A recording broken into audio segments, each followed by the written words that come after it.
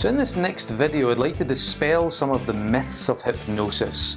Throughout the years there have been many misconceptions about the subject, and to be honest it really just gets in the road of people using the subject to its fullest capacity. So I want to spend some time just now dispelling some of the main myths and main misconceptions of hypnosis.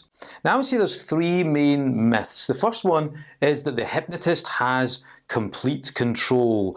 Look into my eyes, I will enter your mind and get you to do things that you didn't think you wanted to do, then I will give you amnesia so you don't even realise that you've done them, because I have complete control over your mind, your body, and the way that you act, the way that you are.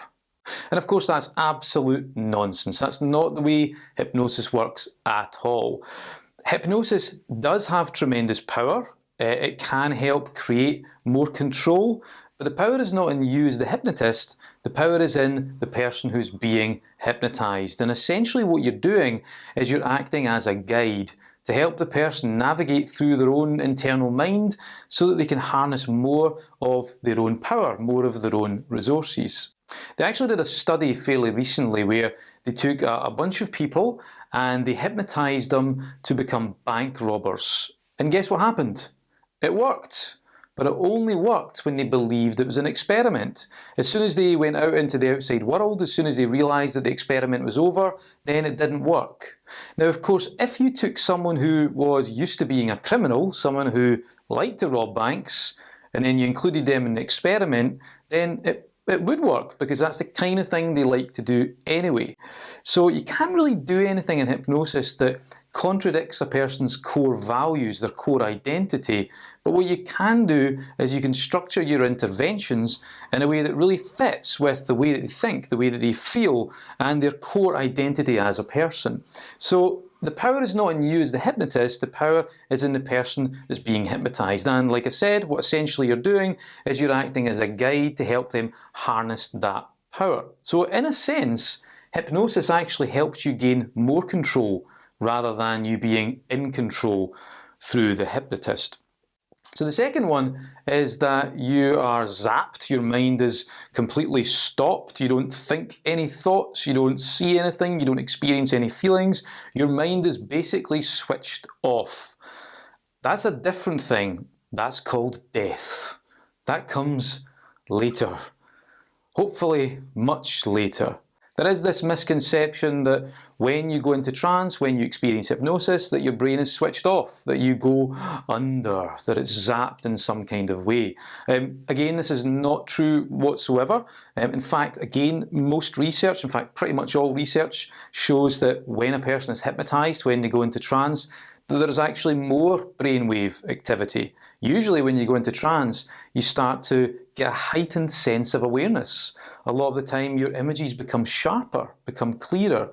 Your hearing becomes a lot sharper. You can hear things that perhaps you wouldn't normally hear. You can access feelings a lot stronger because you're in this altered sense of reality. So this is absolutely not true. Your brain is not zapped, it's not switched off in any kind of way. In fact, in many ways, it's increased, but it's just increased in a slightly different way than what it would be if you were in the normal waking state. And the last one is a really interesting one, and this is that the state of hypnosis, the state of trance, is some kind of weird, unnatural state, something that only certain people can go into. You have to train your brain to go into. It's a very unnatural place. It's not normal. And again, this is complete nonsense. Actually, as human beings, we naturally go in and out of trance at various different times of the day. I'm going to talk about this a bit more later on, but the state of hypnosis is essentially when you become absorbed in experience, and this is something that we do naturally as human beings. I love to run. I don't know if there's any runners there. I also like to do sports. I like to go to the gym. These are all examples when you kind of lose yourself in experience. If perhaps you drive a car, I'm sure you've drove to a destination and you've forgot where you've gone. You've all of a sudden arrived there and you've thought, oh my God, I can't remember turning left at that junction or right at that particular roundabout. That's an example of when you naturally go into a trance of some description.